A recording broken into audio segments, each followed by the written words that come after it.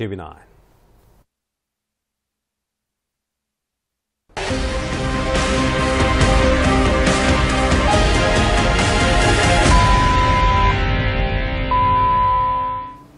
ನಿಮ್ಮ ಡಾಕ್ಟರ್ ವಿಶೇಷ ನೇರ ಪ್ರಸಾರ ಕಾರ್ಯಕ್ರಮಕ್ಕೆ ಸ್ವಾಗತ. ನಾನು ಶುಭಶ್ರೀ ಜೈನ್. ಒತ್ತಡದ ಜೀವನ, ಬದಲಾಗ್ತಿರೋ ಜೀವನ ಶೈಲಿ, ಜನರಿಗೆ ನೂರಾರು ಆರೋಗ್ಯ ಸಮಸ್ಯೆ, ಯಾವ ಸಮಸ್ಯೆಗೆ ಯಾವ ಚಿಕಿತ್ಸೆ ಅನ್ನೋದೇ ದೊಡ್ಡ ಚಿಂತೆ. ಇಂತಹ ಸಮಸ್ಯೆ ಇರೋರಿಗೆ ಒಂದೇ ವೇದಿಕೆಯಲ್ಲಿ ಸಿಗುತ್ತೆ ಉತ್ತರ. ಇದೇ TV9ನ ವಿಶೇಷ ಕಾರ್ಯಕ್ರಮ ನಿಮ್ಮ ಡಾಕ್ಟರ್.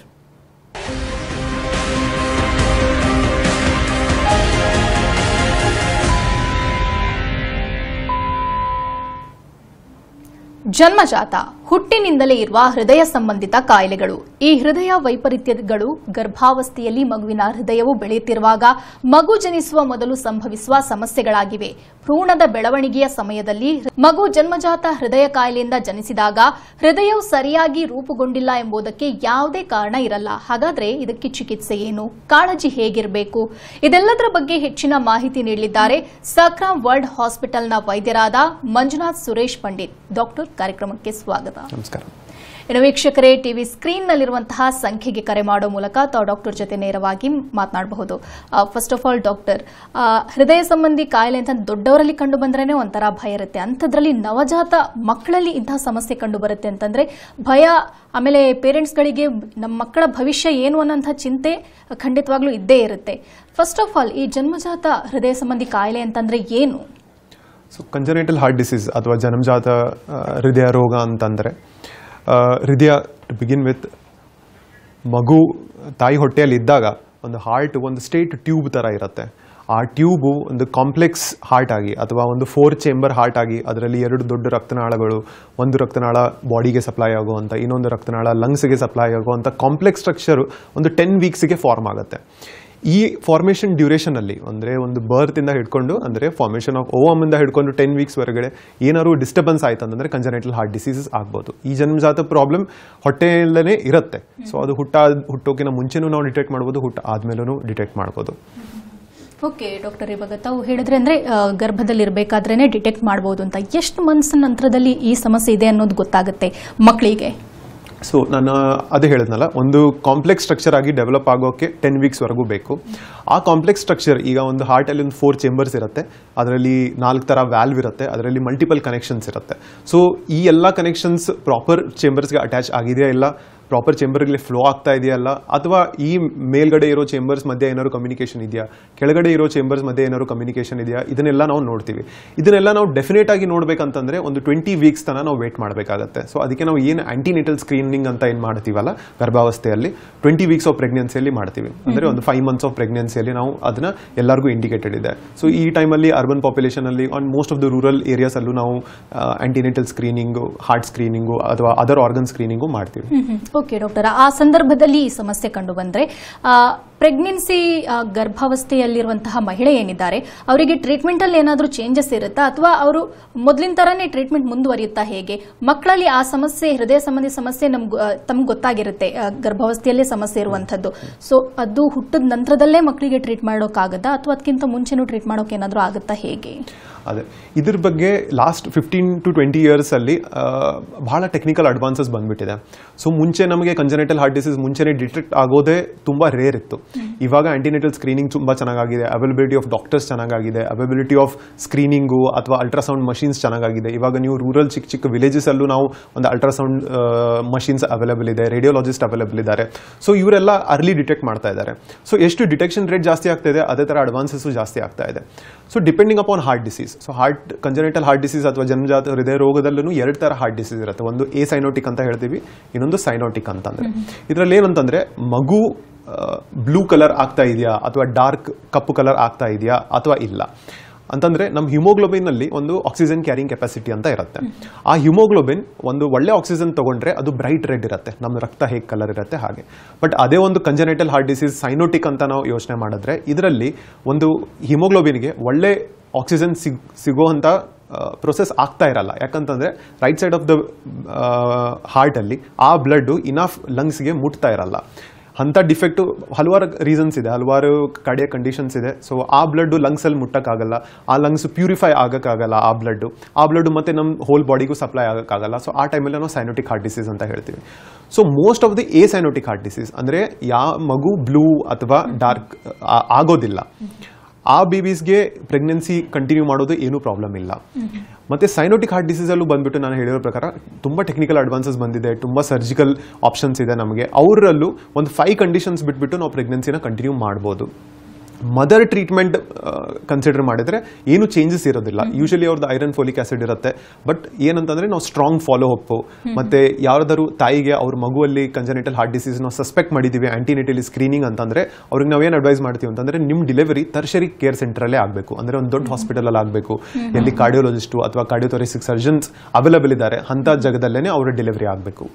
ಅಂದ್ರೆ ನಾರ್ಮಲ್ ಆಗ್ಬೋದು, ಆ ತರ ಏನಾದ್ರೂ ನಾರ್ಮಲ್ ಡೆಲಿವರಿನೇ ಆಗ್ಬೋದು. ಸೊ ಅದರಲ್ಲಿ ನಾರ್ಮಲ್ ಆಗಲಿ ಅಥವಾ ಸಿಸೇರಿಯನ್ ಆಗಲಿ ಅದು ಏನು ಮ್ಯಾಟರ್ ಆಗೋದಿಲ್ಲ. ಏನ್ ನಾವು ಮೇನ್ ಅವರಿಗೆ ಎಜುಕೇಟ್ ಮಾಡ್ತೀವಿ ಅಂತಂದ್ರೆ ರೂರಲ್ ಪ್ಲೇಸಸ್ ಅಲ್ಲಿ ಇದ್ರೆ ರೆಫರಲ್ ಅಡ್ವೈಸ್ ಮಾಡ್ತೀವಿ. ಒಂದ್ಸತಿ 36 ವೀಕ್ಸ್ ಕಂಪ್ಲೀಟ್ ಆದ್ಮೇಲೆ, 9 ತಿಂಗಳು ಕಂಪ್ಲೀಟ್ ಆದ್ಮೇಲೆ ಯಾವ್ದಾದ್ರು ಒಂದು ಡಿಸ್ಟ್ರಿಕ್ಟ್ ಸೆಂಟರ್ ಅಥವಾ ಟರ್ಷರಿ ಕೇರ್ ಸೆಂಟರ್ಗೆ ರೆಫರ್ ಮಾಡಿ ನಮ್ಮ ಕೇರಲ್ಲೇ ಅವ್ರಿಗೆ ಕರಿತೀವಿ ನಾವು. ಓಕೆ ಡಾಕ್ಟರ್, ಇವಾಗ ಈ ಸಮಸ್ಯೆ ನವಜಾತ ಮಕ್ಕಳಲ್ಲಿ ಎಷ್ಟು ಕಾಮನ್ ಆಗಿ ಕಂಡು ಬರ್ತಾ ಇದೆ? ಕಂಜನೈಟಲ್ ಹಾರ್ಟ್ ಡಿಸೀಸ್ ಎಸ್ಟಿಮೇಟ್ ಮುಂಚೆ ತುಂಬಾ ಕಡಿಮೆ ಇತ್ತು. ನಾನು ಹೇಳಿರೋ ಪ್ರಕಾರ ಈಗ ಡಿಟೆಕ್ಷನ್ ರೇಟ್ ಜಾಸ್ತಿ ಆಗಿದೆ. ಡಿಟೆಕ್ಷನ್ ರೇಟ್ ಜಾಸ್ತಿ ಆಗಿರೋದ್ರಿಂದ ಎವ್ರಿ 1000 ಬೇಬೀಸ್ ಬಾರ್ನ್ ಆದಾಗ 8 ಮಕ್ಕಳಲ್ಲಿ ಕಂಜನೈಟಲ್ ಹಾರ್ಟ್ ಡಿಸೀಸ್ ಕಂಡು ಬರುತ್ತೆ. ಸೊ ಇದನ್ನು ನಾನು ಹೇಳ್ತಾ ಇದ್ದೀನಿ, it is still an under estimation. ಅಂದ್ರೆ ಈ ಎಸ್ಟಿಮೇಷನ್ ಏನು ನಾವು ಸಿಟೀಸ್ ಅಲ್ಲಿ ಸ್ಟಡೀಸ್ ಮಾಡಿರೋ ಪ್ರಕಾರ ಅಥವಾ ಮೇಜರ್ ಡಿಸ್ಟ್ರಿಕ್ಟ್ಸ್ ಅಥವಾ ತಾಲೂಕಾ ಪ್ಲೇಸಸ್ ಅಲ್ಲಿ ಮಾಡಿರೋ ಪ್ರಕಾರ ಎಷ್ಟೊಂದು ಹಳ್ಳಿಗಳಿದೆ, ಚಿಕ್ಕ ಚಿಕ್ಕ ಹಳ್ಳಿಗಳು, ಅಲ್ಲಿ ಒಂದು ಪ್ರೈಮರಿ ಹೆಲ್ತ್ ಸೆಂಟರ್ ಸಹ ವ್ಯವಸ್ಥೆ ಇಲ್ಲ. ಅವರೆಲ್ಲ ನಾವು ಸ್ಕ್ರೀನ್ ಮಾಡಕ್ ಸ್ಟಾರ್ಟ್ ಮಾಡಿದ್ರೆ ನನ್ನ ಪ್ರಕಾರ ಇನ್ಸಿಡೆನ್ಸ್ ಇನ್ನ ತುಂಬಾ ಜಾಸ್ತಿ ಇದೆ.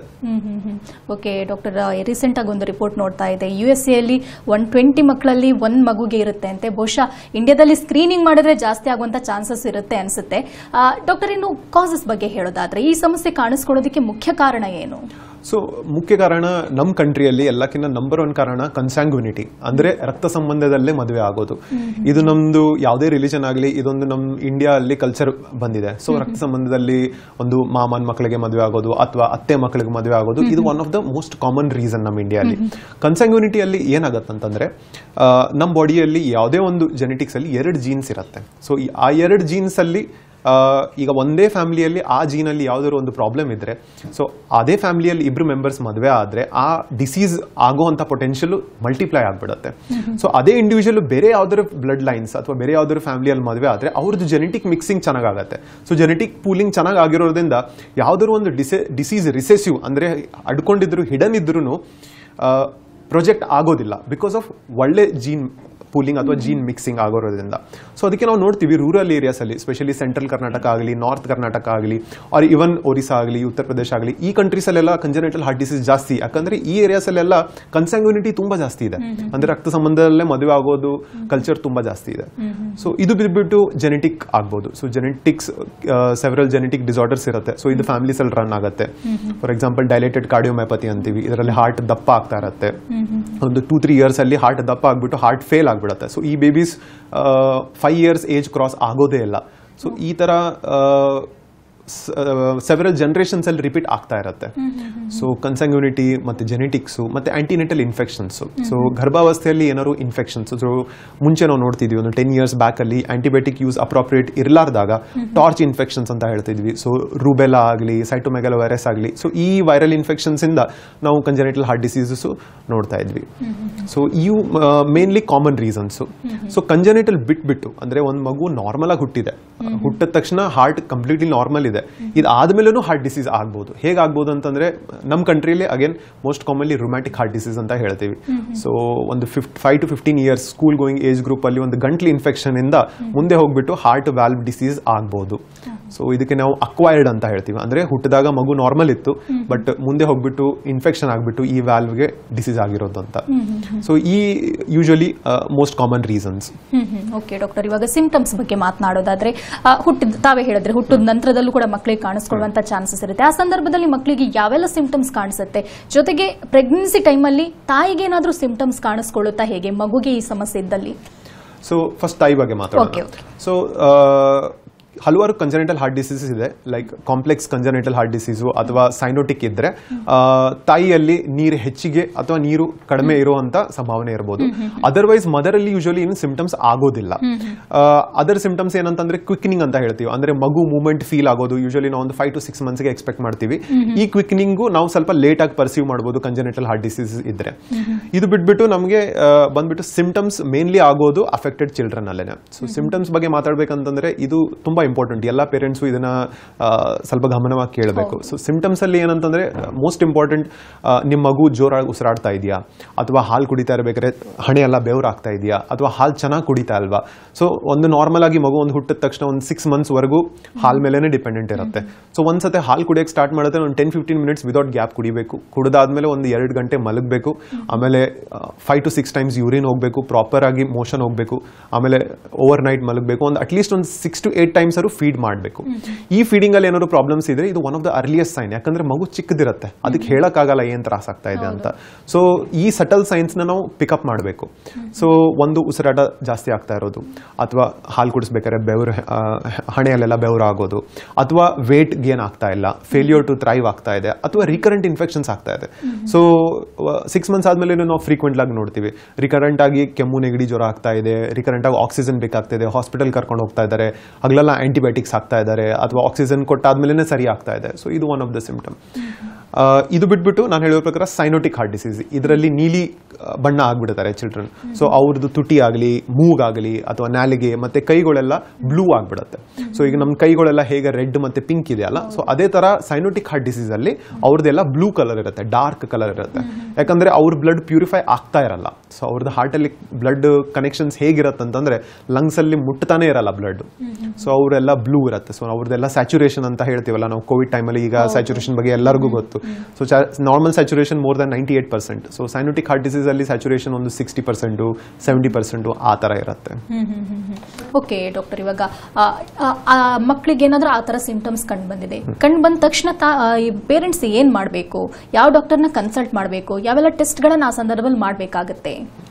ಸೊ ಫಸ್ಟ್ ಈ ಸಿಂಪ್ಟಮ್ ನಿಮಗೆ ಪೇರೆಂಟ್ಸ್ಗೆ ಕಂಡು ಬಂದಲ್ಲಿ, ಸೊ ಎಲ್ಲಕ್ಕಿಂತ ಮೋಸ್ಟ್ ಇಂಪಾರ್ಟೆಂಟ್ ಅಂದರೆ ನೀವು ನಿಮ್ಮ ರೆಗ್ಯುಲರ್ ಪಿಡಿಯಾಟ್ರಿಷಿಯನ್, ಅಂದರೆ ನೀವು ಯಾರು ಪಿಡಿಯಾಟ್ರಿಷಿಯನ್ ಹತ್ರ ವ್ಯಾಕ್ಸಿನೇಷನ್ ಮಾಡ್ಕೋತಾ ಇದ್ದೀರಾ. ಸೊ ಎಲ್ಲ ಪೇರೆಂಟ್ಸು ಈ ಟೈಮ್ದಲ್ಲಿ ವ್ಯಾಕ್ಸಿನೇಷನ್ ಮಾಡಿಸ್ತಾರೆ, ಅವ್ರವ್ರ ಪಿಡಿಯಾಟ್ರಿಷಿಯನ್ಸ್ ಇದ್ದೇ ಇರ್ತಾರೆ. ಸೊ ನಿಮ್ಮ ಪಿಡಿಯಾಟ್ರಿಷಿಯನ್ ಹತ್ರ ಹೋಗಿ, ನಿಮ್ಮ ಪಿಡಿಯಾಟ್ರಿಷಿಯನ್ ಎಕ್ಸಾಮಿನ್ ಮಾಡ್ತಾರೆ. ನಾ ಹೇಳಿರೋ ಪ್ರಕಾರ ಸ್ಯಾಚುರೇಷನ್ ಚೆಕ್ ಮಾಡ್ತಾರೆ. ಸೊ ಸ್ಯಾಚುರೇಷನ್ ನಾರ್ಮಲ್ ಇದ್ದರೆ, ಒಂದು ಸ್ಯಾಚುರೇಷನ್ ನಾರ್ಮಲ್ ಇದ್ದರೆ ನೀವು ಎಲ್ಲ ಸೈನೋಟಿಕ್ ಹಾರ್ಟ್ ಡಿಸೀಸ್ ರೂಲ್ ಔಟ್ ಮಾಡ್ದಂಗೆ ಆಯಿತು. ಸೊ ಅದು ಅಷ್ಟು ಇಂಪಾರ್ಟೆಂಟ್ ಒಳ್ಳೆ ಟೆಸ್ಟು, ಅಂದರೆ ಎಷ್ಟು ನಾನ್ ಇನ್ವೇಸಿವ್ ಇದೆ, ಎಷ್ಟು ಕ್ವಿಕ್ ಇದೆ. ಸೊ ಒಂದ್ಸತಿ ನೀವು ಸೈನೋಟಿಕ್ ಹಾರ್ಟ್ ಡಿಸೀಸ್ ತೆಗೆದುಬಿಟ್ರೆ ಒಂದು 50-60% ಡಿಸೀಸಸ್ನ ನಾವು ರೂಲ್ ಔಟ್ ಮಾಡ್ದಂಗೆ. ಸೊ ಉಳಿದಿರೋದು ಎ ಸೈನೋಟಿಕ್. ಸೊ ನಿಮಗೆ ಎ ಸೈನೋಟಿಕ್ ಅನಿಸ್ತಿದ್ರೆ ನಿಮ್ಮ ಪಿಡಿಯಾಟ್ರಿಷಿಯನ್ ನೀವು ಸ್ಟೆಥೋಸ್ಕೋಪ್ ಹಾಕ್ಬಿಟ್ಟು ಏನಾದ್ರು ಅಬ್ನಾರ್ಮಲ್ ಹಾರ್ಟ್ ಸೌಂಡ್ಸ್ ಇದೆಯಾ ಕೇಳ್ತಾರೆ. ಸೊ ಅವ್ರಿಗೆ ಏನಾದ್ರು ಅಂತ ಸಸ್ಪಿಷನ್ ಬಂದ್ರೆ ಅವರು ಕಾರ್ಡಿಯೋಲಜಿಸ್ಟ್ ಹತ್ರ ರೆಫರ್ ಮಾಡ್ತಾರೆ. ಸೊ ನಾವು ಬಂದ್ಬಿಟ್ಟು ಮೋಸ್ಟ್ ಕಾಮನ್ಲಿ ಮಾಡೋದೇ 2D ಎಕೋಕಾರ್ಡಿಯೋಗ್ರಾಮ್. ಸೊ ಎಕೋಕಾರ್ಡಿಯೋಗ್ರಾಮ್ ಅಲ್ಲಿ ಹಾಗೆ ನಾವು ಅಲ್ಟ್ರಾಸೋನೋಗ್ರಫಿ ಮೂಲಕ ಹಾರ್ಟ್ ಸ್ಟ್ರಕ್ಚರ್ ಹೇಗಿದೆ, ನಾನು ಹೇಳೋ ಪ್ರಕಾರ ಹಾರ್ಟ್ ಚೇಂಬರ್ಸ್ ಹೇಗೆ ಫಾರ್ಮ್ ಆಗಿದೆ. ಸೊ ಚೇಂಬರ್ಸ್ ಅಂದ್ರೆ ಒಂದು ಹಾರ್ಟ್ 4 ರೂಮ್ ಇದ್ದಂಗೆ. ಸೊ 4 ರೂಮ್ ಮಧ್ಯೆ ಒಂದು ಗೋಡೆ ಇದ್ದಂಗೆ. ಸೊ ಎಲ್ಲ ಮಧ್ಯೆ ಗೋಡೆ ಫಾರ್ಮ್ ಆಗಿರಬೇಕು, ಅಂದ್ರೆ ನ್ಯಾಚುರಲ್ ಕನೆಕ್ಷನ್ಸ್ ಇರಬೇಕು. ಆ ಗೋಡೆಯಲ್ಲಿ ಏನಾದ್ರು ಡಿಫೆಕ್ಟ್ ಇದ್ರೆ, ಒಂದು ವಿಂಡೋ ತರ ಇದ್ರೆ ಅದು ಹೋಲ್ ಇದ್ದಂಗೆ. ಸೊ ಆ ಹೋಲ್ ಇದ್ದಾಗ ಏನಾಗುತ್ತೆ, ಈ ರೂಮ್ ಮತ್ತೆ ಈ ರೂಮ್ ಮಧ್ಯೆ ಕಮ್ಯುನಿಕೇಶನ್ ಕ್ರಿಯೇಟ್ ಆಗಿಬಿಡುತ್ತೆ. ಸೊ ಅದಕ್ಕೆ ನಾವು ಡಿಫೆಕ್ಟ್ ಅಂತೀವಿ. ಸೊ ಮೇಲ್ಗಡೆ ಚೇಂಬರ್ಸ್ಗೆ ನಾವು ಏಟ್ರಿಯಂ ಅಂತ ಹೇಳ್ತೀವಿ. ಸೊ ಅದ್ರ ಮಧ್ಯೆ ಡಿಫೆಕ್ಟ್ ಇದ್ರೆ ಏಟ್ರಿಯಲ್ ಸೆಪ್ಟಲ್ ಡಿಫೆಕ್ಟ್. ಸೊ ಅದೇ ರೀತಿ ಕೆಳಗಡೆ 2 ಚೇಂಬರ್ಸ್ ಮಧ್ಯೆ ಏನಾದ್ರು ಡಿಫೆಕ್ಟ್ ಇದ್ರೆ ವೆಂಟ್ರಿಕ್ಯುಲರ್ ಸೆಪ್ಟಲ್ ಡಿಫೆಕ್ಟ್. ಸೊ ಅದೇ ತರ ಹಲವಾರು ಹಾರ್ಟ್ ಡಿಸೀಸಸ್ ಇದೆ. ಅದನ್ನ ನಾವು 2D ಎಕೋ ಕಾರ್ಡಿಯೋಗ್ರಾಮ್ ಮಾಡಿಬಿಟ್ಟು ನಾವು ಅದನ್ನ ಅಸರ್ಟನ್ ಮಾಡಬಹುದು. ಸೊ ಇದೇ ಡಿಫೆಕ್ಟ್ ಇದೆ ಅಂತ ನಾವು ಫೈಂಡ್ ಔಟ್ ಮಾಡಬಹುದು. ಓಕೆ ಡಾಕ್ಟರ್, ಒಬ್ರು ಕಾಲರ್ ಇದ್ದಾರೆ, ಮೈಸೂರಿಂದ ಗಿರೀಶ್ ಕರೆ ಮಾಡಿದ್ದಾರೆ. ನಮಸ್ತೆ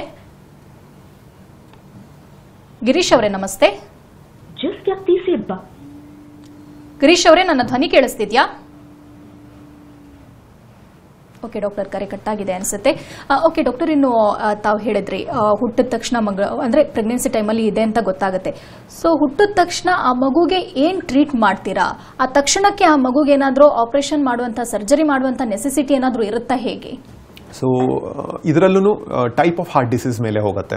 so acyanotic heart disease usually ನಾನು ಹೇಳಿರೋ ಪ್ರಕಾರ most of the acyanotic heart ಡಿಸೀಸ್ನ ನಾವು ವೇಟ್ ಮಾಡ್ತೀವಿ.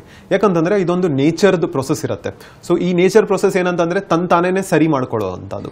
So usually majority of children, 90% of children ನಾವು 1-1.5 ವರ್ಷವರೆಗೂ ವೇಟ್ ಮಾಡ್ತೀವಿ. ಸೊ ಈ 1.5 ವರ್ಷದ ತನಕ ನಾವು ಏನ್ ಎಕ್ಸ್ಪೆಕ್ಟ್ ಮಾಡ್ತೀವಿ ಅಂತಂದ್ರೆ ಇದು ಏನ್ ಡಿಫೆಕ್ಟ್ ಆಗಿದೆ, ಒಂದು ಏನು ವಿಂಡೋ ಆಗಿದೆ, ಕ್ರಿಯೇಟ್ ಆಗಿದೆ 2 ರೂಮ್ ಮಧ್ಯ, ಅದನ್ನ ನಾರ್ಮಲಿ ತಾನೇನೆ ಕೂಡ್ಕೊಳ್ಳಿ ಅಂತ.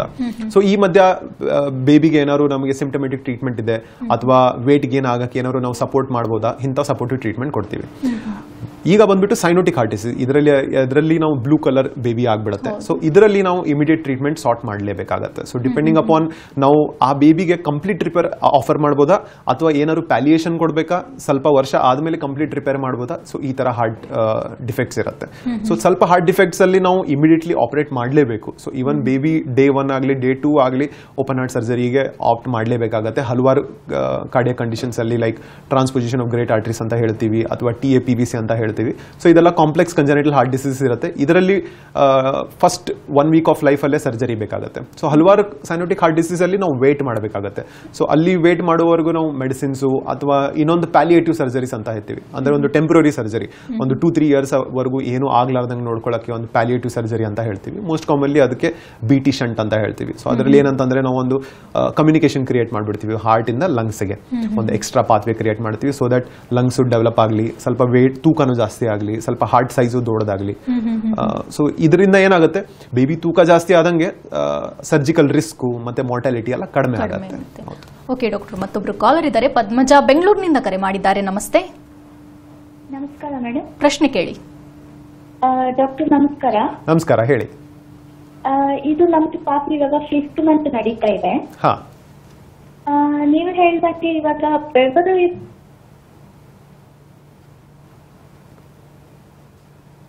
ಕರೆ ಕಟ್ಟಾಗಿದೆ ಡಾಕ್ಟರ್. ಮತ್ತೊಬ್ರು ಕಾಲರ್ ಇದ್ದಾರೆ. ಸುಚಿತ್ರಾ ಅಂತ ಮೈಸೂರಿಂದ ಕರೆ ಮಾಡಿದ್ದಾರೆ. ನಮಸ್ತೆ. ಪ್ರಶ್ನೆ ಕೇಳಿ ಸುಚಿತ್ರಾ ಅವರೇ. ಮೇಡಮ್ ನಾನು ಪದ್ಮಜ ಅಂತ. ಓಕೆ, ಆ ಪ್ರಶ್ನೆ ಕೇಳಿ. ಡಾಕ್ಟರ್, ಹಾಲು ಕುಡಿಯುವಾಗ ಪಾಪಕ್ಕೆ ಸ್ವೆಟ್ ಆಗುತ್ತೆ ಅಂತ ಹೇಳಿದ್ರಿ ಅಲ್ವಾ ಹಣದ ಮೇಲೆ? ಈಗ 1 ಮಂತ್ ನಿಂದ ಅವ್ರಿಗೆ ಸ್ವೆಟ್ ಬರ್ತಾ ಇದೆ. ಮತ್ತೆ ನೀವ್ ಹೇಳಿದಾಗೆ 10 to 15 ಮಿನಿಟ್ಸ್ ಆತರ ಹಾಲು ಕುಡಿಯಲ್ಲ, ಜಸ್ಟ್ ಅವಾಗ ಬಿಟ್ಟು ಬಿಟ್ಟು ಕುಡಿತಾ ಇರುತ್ತೆ. ಇದರಿಂದ ಏನಾದ್ರು ಎಫೆಕ್ಟ್ ಇದೆಯಾ ಪಾಪಕ್ಕೆ? ಪಾಪುದು ವೇಟ್ ಗೇನ್ ಚೆನ್ನಾಗಿದೆಯಾ? ತೂಕ ಹೇಗೆ ಬೆಳೀತಾ ಇದೆ? 6.5 ಇತ್ತು ಲಾಸ್ಟ್ 2 weeks ಬ್ಯಾಕ್. ಓಕೆ, ಹುಟ್ಟಿದಾಗ ಎಷ್ಟಿತ್ತು ತೂಕ? 2.7 ಇತ್ತು doctor. Okay, so weight gain ಚೆನ್ನಾಗಿದೆ. ಸೊ ಏನು ಅಂತ ಮೇಜರ್ ಹಾರ್ಟ್ ಪ್ರಾಬ್ಲಮ್ಸ್ ಅನಿಸ್ತಾ ಇಲ್ಲ. ಬಟ್ ಎನಿವೇಸ್ ನೀವು ಹೇಳ್ತಿರೋ ಪ್ರಕಾರ ಈ ಸಿಂಪ್ಟಮ್ಸ್ ಇದ್ರೆ it is always a good idea, ನೀವು ಹೋಗ್ಬಿಟ್ಟು ಒಂದ್ಸತಿ ಸ್ಕ್ರೀನ್ ಮಾಡೋದು ಬೆಟರು. ಸೊ ಸ್ಕ್ರೀನ್ ಮಾಡೋದಲ್ಲಿ ನಾನು ಹೇಳಿದ್ನಲ್ಲ, ನಿಮ್ಮ ಪೀಡಿಯಾಟ್ರಿಷಿಯನ್ ಹತ್ರ ಹೋಗಿ ಹೇಳಿ ನಾವು ಈ ತರ ಸಸ್ಪಿಷನ್ ಇದೆ, ನಮ್ಮ ಬೇಬಿದು ಒಂದ್ಸತಿ ಹಾರ್ಟ್ ಚೆಕ್ಅಪ್ ಮಾಡಿಬಿಡಿ, ಏನಾದ್ರು ಅಬ್ನಾರ್ಮಲ್ ಸೌಂಡ್ಸ್ ಇದೆಯಾ ಇಲ್ಲ ಅಂತ ನೋಡ್ಬಿಟ್ಟು ಹೇಳ್ತಾರೆ. ಥ್ಯಾಂಕ್ ಯು ಕರೆ ಮಾಡಿದ್ದಕ್ಕಾಗಿ. ಇನ್ನು ಸುಚಿತ್ರಾ ಮೈಸೂರಿನಿಂದ ಕರೆ ಮಾಡಿದ್ದಾರೆ. ನಮಸ್ತೆ. ನಮಸ್ತೆ ಮ್ಯಾಮ್. ಪ್ರಶ್ನೆ ಕೇಳಿ. ಮ್ಯಾಮ್, ನನ್ನ ಮಗಳಿಗೆ 10 ವರ್ಷ ಆಗಿದೆ. ಹುಟ್ಟಿದಾಗ್ಲೇನೆ ಅವಳಿಗೆ ಕಂಜನೈಟಲ್ ಹಾರ್ಟ್ ಡಿಸೀಸ್ ಇದೆ ಅಂತ ಹೇಳಿದ್ರು ಬೈ ಬರ್ತ್ನೆ. ಸೊ 11 months ಬೇಬಿ ಇದ್ದಾಗ ಅವಳಿಗೆ ನಾವು ಸರ್ಜರಿ ಮಾಡಿ ಅದು ಸ್ಟಂಟ್ ಹಾಕಿದೀವಿ. ಅವಾಗ ಗ್ರೋತ್ ಕಡಿಮೆ ಆಗ್ತಿತ್ತು ಅಂತ ಹೇಳಿ ಸರ್ಜರಿ ಮಾಡಕ್ ಹೇಳಿದ್ರು. ಈಗ ನೆಕ್ಸ್ಟ್ ಈಗ ಅಲ್ಲಿ ಅಪೋಲೋನಲ್ಲಿ ನಾವು ಅದು ಫಾಲೋ ಅಪ್ ಅಲ್ಲಿ ಇದೀವಿ. ಬಟ್ ಗ್ರೋತ್ ಈಗ ಸರಿಯಾಗಿ ಆಗ್ತಾ ಇಲ್ಲ ಅವಳಿಗೆ. ಸರಿ, ಏನು ಹಾರ್ಟ್ ಅಲ್ಲಿ ಅನ್ನಿಸ್ತಾ ಇದೆ. ಸರಿ, ಹಾರ್ಟ್ ಅಲ್ಲಿ ಯಾವ ತೊಂದರೆ ಇದೆ ಅಂತ ಹೇಳಿದ್ರ? ನಿಮ್ಗೆ ಏನಾದ್ರು ನೆನಪಿದೆಯಾ ಅದ್ರ ಬಗ್ಗೆ? ಸರ್ 6 to 7 ಪ್ರಾಬ್ಲಮ್ಸ್ ಹೇಳಿದ್ರು. ಅದೇನೋ RLSP ಅಂತ, ನನಗೆ ಟೆಕ್ನಿಕಲ್ ವರ್ಡ್ಸ್ ಗೊತ್ತಿಲ್ಲ. ಕಂಜನೈಟಲ್ ಹಾರ್ಟ್ ಡಿಸೀಸ್ ಅಂತ ಹೇಳಿದ್ರು. ಅದು ಬ್ಲೂ ಬೇಬಿ ಸಿಂಡ್ರೋಮ್ ಅಂತ ಹೇಳ್ತಾರೆ ಅಂತ ಹೇಳಿದ್ರು. ಸೊ ಈಗ ಮೋಸ್ಟ್ ಲೈಕ್ಲಿ ನಿಮಗೆ ಬೇಬಿ 11 months ಇದ್ದಾಗ ಪ್ಯಾಲಿಯೇಟಿವ್ ಸರ್ಜರಿ ಮಾಡಿದ್ದಾರೆ. ನೀವು ಹೇಳಿರೋ ಪ್ರಕಾರ ಸ್ಟೆಂಟ್ ಹಾಕಿದಾರ ಅಂತ ಹೇಳಿದ್ರಲ್ಲ. ಸೊ ಅದೇ, ಸೊ ಈಗ ಫೈನಲ್ ಸರ್ಜರಿ ಅವ್ರದ್ದು ಇನ್ನ ಪೆಂಡಿಂಗ್ ಇದೆಯಾ? ಹೌದು ಹೌದು. ಸೊ ಈ ಫೈನಲ್ ಸರ್ಜರಿ ಏನಿದೆ ಅಲ್ಲ, ಸೊ ಮೋಸ್ಟ್ ಲೈಕ್ಲಿ ಇದು ಫಾಂಟಾನ್ ಸರ್ಜರಿ ಇರುತ್ತೆ. ಸೊ ಇದನ್ನ ನೀವು 8 to 9 years ಒಳಗಡೆನೆ ಮಾಡಬೇಕು. ಸೊ ಅದು ನಿಮಗೆ ಹೇಳಿ ಕಳಿಸಿರ್ತಾರೆ. ಸೊ ಈಗ ಚೈಲ್ಡ್ಗೆ ಆಲ್ರೆಡಿ 11 years ಆಗಿದೆ. ಸೊ ಲೇಟ್ ಮಾಡಬೇಡಿ, ಹೋಗ್ಬಿಟ್ಟು ಆ ಫೈನಲ್ ಕರೆಕ್ಷನ್ ಮಾಡ್ಕೊಳ್ಳಿ. ಯಾಕಂತಂದ್ರೆ ಈಗ ಮುಂದೆ ಹೋಗ್ತಾ ಹೋಗ್ತಾ ಇರ್ರಿಪೇರೇಬಲ್ ಆಗುವಂತ ಸಿಚುವೇಶನ್ ಇರುತ್ತೆ. ಥ್ಯಾಂಕ್ ಯು ಕರೆ ಮಾಡಿದ್ದಕ್ಕಾಗಿ. ಡಾಕ್ಟರ್, ಇನ್ನು ಮಕ್ಕಳ ಬೆಳವಣಿಗೆ ಏನಾದರೂ ಸಮಸ್ಯೆ ಆಗುತ್ತಾ ಈ ಸಮಸ್ಯೆಯಿಂದಾಗಿ? ಎಸ್, ನಾನು ಹೇಳಿರೋ ಪ್ರಕಾರ ಸಿಂಪ್ಟಮ್ಸ್ ಬಗ್ಗೆ ನಾವು ಡಿಸ್ಕಸ್ ಮಾಡ್ತಾ ಇದ್ವಿ. ಸೊ ಈ ಸಿಂಪ್ಟಮ್ಸ್ ಎಲ್ಲ ಇನ್ಫ್ಯಾಂಟ್ ಅಂದ್ರೆ 1 year ತನಕ ನಾವು ಈ ಸಿಂಪ್ಟಮ್ಸ್ ನೋಡಬಹುದು. ಸೊ 1 year ಆದ್ಮೇಲೆ ನಾವು ಏನ್ ಸಿಂಪ್ಟಮ್ಸ್ ನೋಡಬಹುದು ಅಂತಂದ್ರೆ, ಒಂದು ಡೆವಲಪ್ಮೆಂಟಲ್ ಪ್ರಾಬ್ಲಮ್ಸ್ ಆಗ್ಬೋದು. ಸೊ ಯಾಕಂತಂದ್ರೆ ಫಸ್ಟ್ 2 years ತನ ನಮ್ದು ಬೇಬಿ ಬ್ರೈನ್ ಡೆವಲಪ್ ಆಗ್ತಾ ಇರುತ್ತೆ. ಸೊ ಈ ಡೆವಲಪ್ಮೆಂಟ್ ಫೇಸ್ ಅಲ್ಲಿ ಏನಾಗುತ್ತೆ, ಪ್ರಾಪರ್ ಬ್ಲಡ್ ಸಪ್ಲೈ ಮತ್ತೆ ಪ್ರಾಪರ್ ಹಿಮೋಗ್ಲೋಬಿನ್, ಪ್ರಾಪರ್ ಆಕ್ಸಿಜನೇಷನ್ ತುಂಬಾ ಇಂಪಾರ್ಟೆಂಟ್. ಹೆಂಗೆ ನಮಗೆ ನ್ಯೂಟ್ರಿಷನ್ ಇಂಪಾರ್ಟೆಂಟ್, ಹಾಗೆ ಈ ನಮ್ದು ಹಾರ್ಟ್ ಸ್ಟೇಟಸ್ ಮತ್ತೆ ಆಕ್ಸಿಜನೇಷನ್ ತುಂಬಾ ಇಂಪಾರ್ಟೆಂಟ್. ಸೊ ಇದು ಡಿಫೆಕ್ಟ್ ಆದ್ರೆ ಮತ್ತೆ ಇದಕ್ಕೂ ಡಿಫರೆನ್ಸ್ ಬಂದೇ ಬರುತ್ತೆ. ಸೊ ಡೆವಲಪ್ಮೆಂಟಲ್ ಪ್ರಾಬ್ಲಮ್ಸ್ ನಾವು ಮೋಸ್ಟ್ ಕಾಮನ್ಲಿ ಈ ಬೇಬೀಸಲ್ಲಿ ನೋಡ್ತೀವಿ. ಇದ್ರ ಜೊತೆಗೆ ಕಂಜನೈಟಲ್ ಪ್ರಾಬ್ಲಮ್ಸು ಜೆನೆಟಿಕ್ ಆಗಿರೋದ್ರಿಂದ ಹಾರ್ಟ್ಗೂ ಎಫೆಕ್ಟ್ ಆಗ್ಬೋದು, ಲಿವರ್ಗೂ ಎಫೆಕ್ಟ್ ಆಗ್ಬೋದು, ಸೊ ಅದೇ ಟೈಮ್ ಬ್ರೈನ್ಗೂ ಎಫೆಕ್ಟ್ ಆಗ್ಬೋದು. ಸೊ ಇದು ಒಂದು ಕಾಂಬಿನೇಷನ್ ಆಗು ಬರ್ಬೋದು. ಸೊ ಹಾರ್ಟ್ ಡಿಸೀಸ್ ಇದೆ ಅಂದ್ರೆ ಬರೀ ಹಾರ್ಟ್ ಡಿಸೀಸ್ ಅಷ್ಟೇ ಅಲ್ಲ. ಸೊ ಇದ್ರ ಜೊತೆಗೆ ಏನಾದ್ರು ಬೇರೆ ಪ್ರಾಬ್ಲಮ್ಸು ಇದೆಯಾ, ಬಿಕಾಸ್ ಜೆನೆಟಿಕ್ ಕಾಂಪೋನೆಂಟ್ ಅಸೋಸಿಯೇಟೆಡ್ ಇರುತ್ತೆ ಅಂತ ನಾವು ಬೇರೆ ಆರ್ಗನ್ಸು ಮತ್ತೆ ಬ್ರೈನು, ಡೆವಲಪ್ಮೆಂಟಲ್ ಸ್ಟೇಟಸ್ ಇದನ್ನೆಲ್ಲ ನಾವು ಅಸೆಸ್ ಮಾಡಲೇಬೇಕಾಗತ್ತೆ. Thank you so much doctor, ಸಾಕಷ್ಟು ಮಾಹಿತಿ ನೀಡಿದ್ರಿ. Thank you. ವೀಕ್ಷಕರೇ, ಟಿವಿ ಸ್ಕ್ರೀನ್ನಲ್ಲಿರುವಂತಹ ಸಂಖ್ಯೆಗೆ ಅದೇ ರೀತಿ ಅಡ್ರೆಸ್ ಪ್ಲೇಟ್ ಇದೆ, ಡಾಕ್ಟರ್ನ ನೇರವಾಗಿ ಭೇಟಿಯಾಗಬಹುದು. ಸಕ್ರಾ ವರ್ಲ್ಡ್ ಹಾಸ್ಪಿಟಲ್, ದೇವರಬೀಸನಹಳ್ಳಿ, ವರ್ತೂರು ಹೋಬಳಿ, ಇಂಟೆಲ್ ಎದುರುಗಡೆ, ಔಟರ್ ರಿಂಗ್ ರೋಡ್, ಬೆಂಗಳೂರು 560103. ದೂರವಾಣಿ ಸಂಖ್ಯೆ 080496949669.